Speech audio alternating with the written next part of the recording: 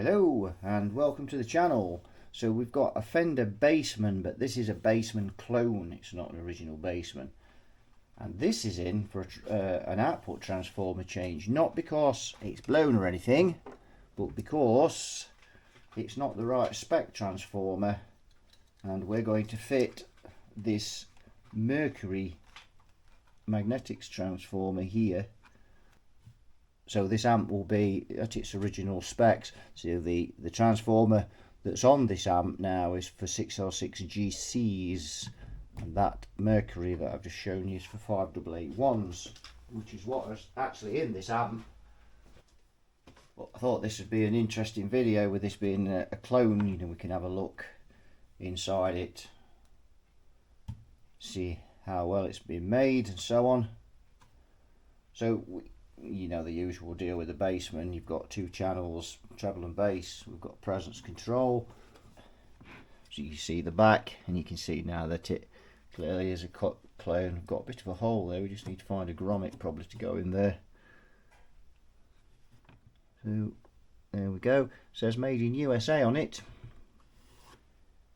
The customer, I'm sure, did tell me where this were made, who made it and so on, but in all the kerfuffle of seeing more amps come across my bench, having the flu and everything else, I've kind of forgot. I should have wrote it down really, but anyway, we can still, we'll have a look. So let's get the back off it and get out its case, and then we can have a look inside. Yeah, we're just having a look inside, and that looks okay.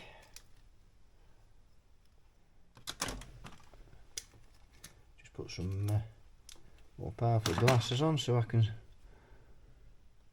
see inside. It all looks good. Yeah.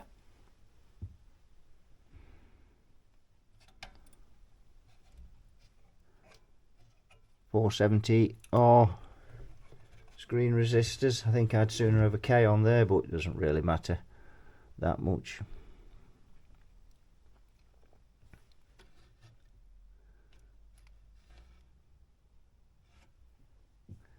Yep, that all looks good. Filaments very tidy.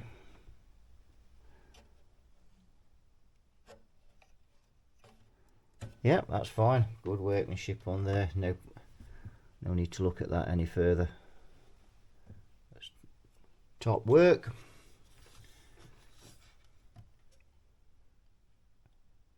So let's look at the transformer then that we've got on here. Let's just Hammond, went blank there for a minute. That's a Hammond transformer. Yep, and that's got to be swapped for Mr. Mercury here.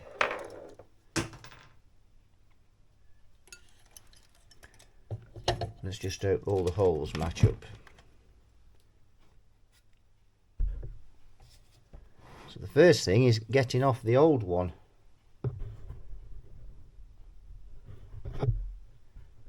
I'm just gonna check under this doghouse. I really don't need to. The guy that's made this is really accomplished, so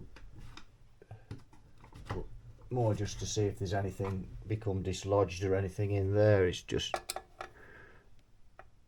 for safety's sake, really, just in case things do, or it's got a new component that's let go. They do. Well, that screw was loose. And again, it's just, you know, that's probably just rattled loose with vibration. It's been stood on a cab. These things, it's just a matter of, when you've got them on the bench, just checking these things, make sure that nothing's untoward.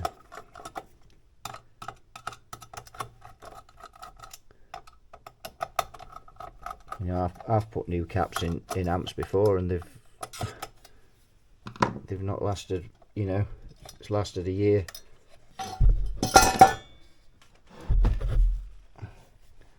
Yep, no issues there. Just inspect these caps just to. Now, all spot on. Don't get any problems with the F&Ts, very rare. Great caps. There's a bolt missing out of there. I wonder if that's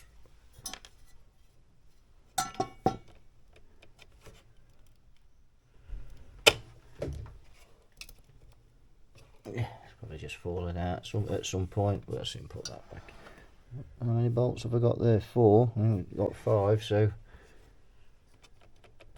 we'll sort that out. It's no big deal, that. Just check that. Plates there and there, all the plates. We need to take the tubes out because we don't want to be soldering on those on the tubes. Let's have a look at these tubes. So these are tongue soles, very nice tubes. They look like they've had a bit of heat, mind you, but they look okay. Maybe they're a little bit over biased with.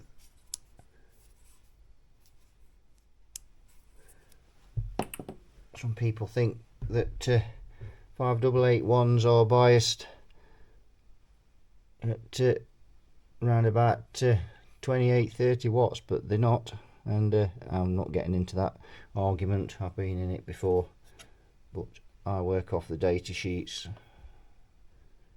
when you're dealing with these type of tubes, and 23.5 is the maximum dissipation of a 5881.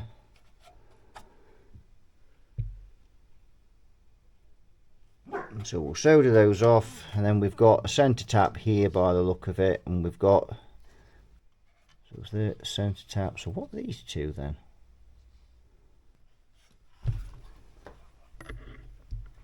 Oh, there's a choke, of course. Duh. It's the choke. It's just coming through the same grommet. Right, we'll get this removed and get the new one on. So while we're waiting for the iron to warm up, we'll just have a bit of a look. So there's some good quality parts in this. We've got the F&T's in the doghouse there. We've got these Mojo edition. These look okay.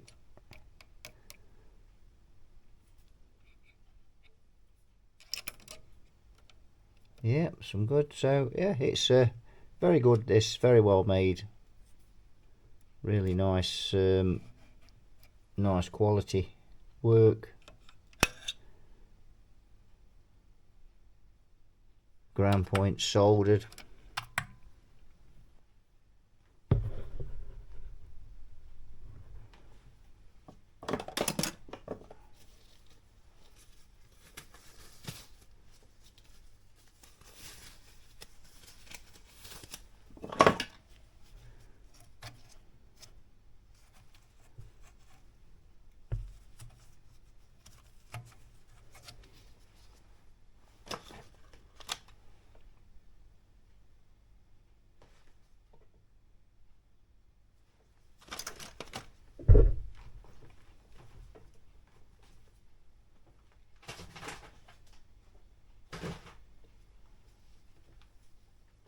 Ew.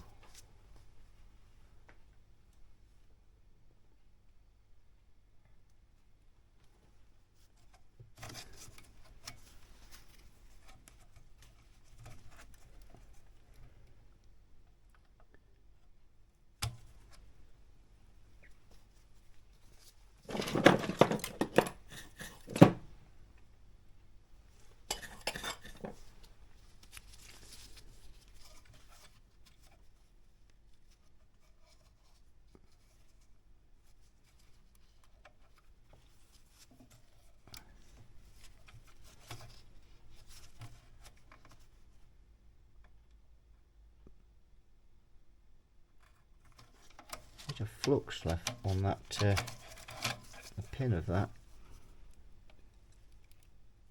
There we go. That should be all the wires off. Right, well, I've just undone 2 of those with my fingers.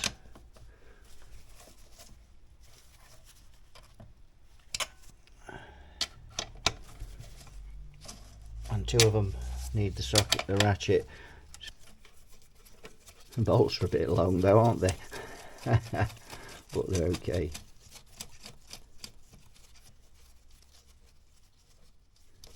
Well, they've got star washers on and they've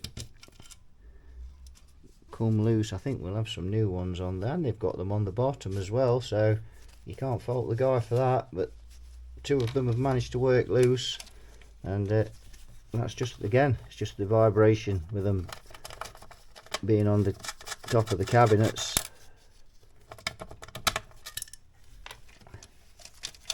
So we'll check round on all the rest of them and just see if any more's come loose. It's quite possible that they have.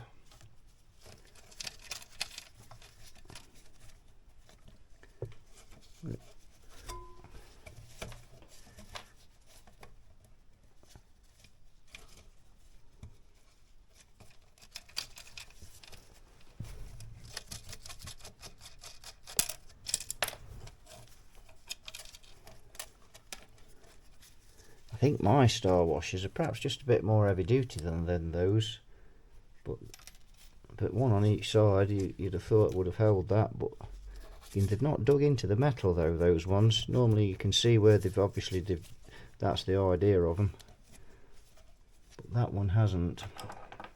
Well, none of them have.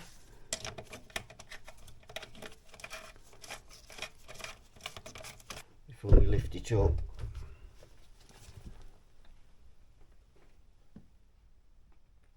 and those are the same, of course. They'll be just checking that, yeah, it is green and black, just checking underneath. So we just need to quickly remove these before we lift it away. I'm quite looking forward to getting this plugged in. Nice piece of kit.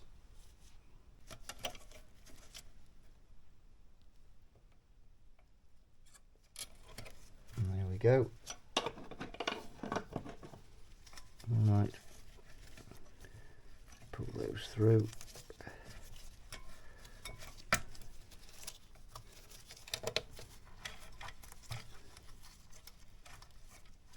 So I'm pulling these through because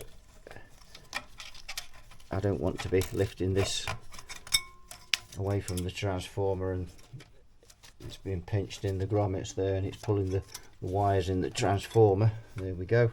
That just lifts away like that, and there he is.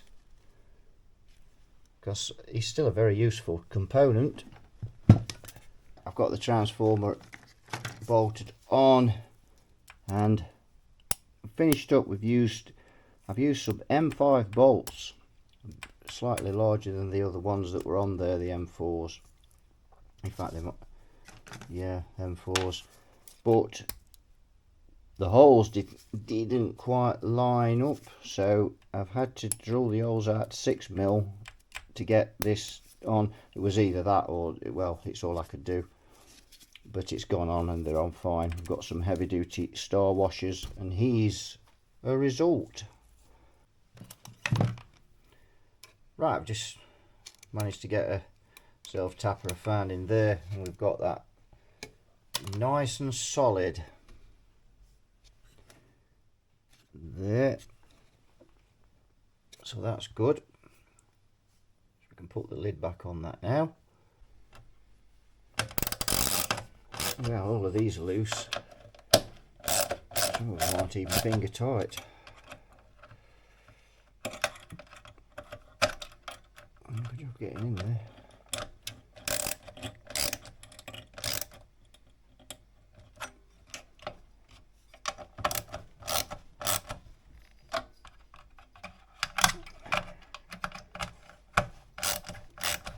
Well, they've got washers on there.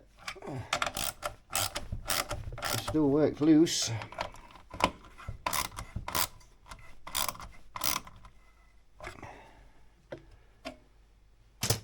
There we go. Keep finding a few bits and bobs. So, centre tap is there. Right, we've got it up and running. So when I first fired it up, I'd got no signal. It turns out one of the filament wire was disconnected from the tube, so it hadn't been soldered up properly, but we've sorted that out. Nothing major. Doghouse is back on and tightened up. Some star washers, tightened up all these sockets. I think we just looked at that in the last clip. So now all we need to do is bias this amp up and it's finished. Right, so I've set that now. On one side we've got 16.5 and on the other side we've got 15.4, so they're a watt out, these tubes, but that's acceptable, perfectly acceptable for these. Let's get it on the scope now and we'll just have a quick look and see what we've got going into the scope.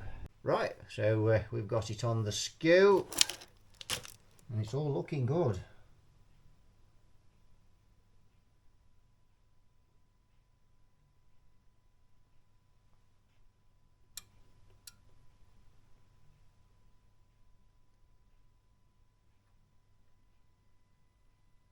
Beginning to square off there.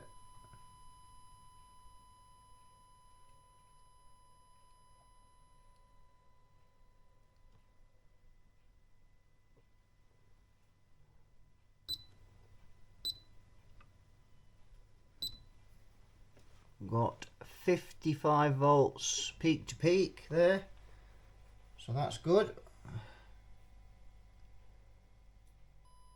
No crossover distortion anywhere, is there? Just take the measures off. No crossover distortion. That's running perfect.